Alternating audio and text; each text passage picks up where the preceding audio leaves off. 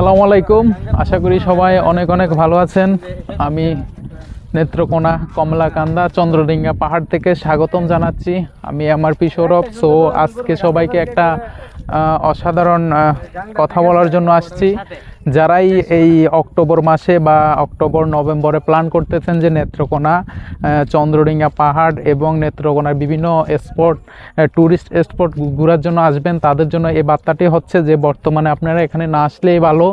So এটা এই কারণে বলতেছি যে বর্তমানে ভারত বাংলাদেশের যে বৈরিক সম্পর্ক উত্তেজনা সেটি সীমান্তে এসে পৌঁছেছে। তো বাংলাদেশের কোনো বহিরাগত ট্যুরিস্টদেরকে তারা ওই পাহাড়ে বা বিভিন্ন স্পটে যাইতে নিষেধ করে। তো আমাদের বিজেপি এখান থেকেই ফিরিয়ে দেয়। সো এত কষ্ট করে ঢাকা থেকে কেউ এখানে এসে ফিরে যাওয়া নিতান্তই কষ্ট ছাড়া আর কিছুই না।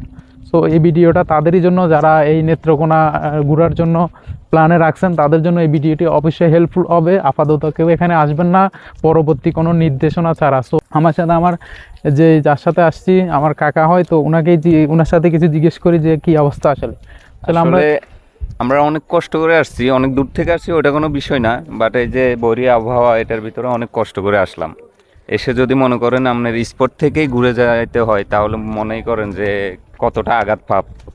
মেবি আসলে বিষয়গুলো কিন্তু মেনে নেওয়া যায় না। আর বর্তমানে অনেক সুন্দর স্পট ঘোরার জন্য যথেষ্ট, কিন্তু আপনি যদি নাই যেতে পারেন তাহলে তো যতই সুন্দর হোক সে সব কিছুই ব্যর্থ।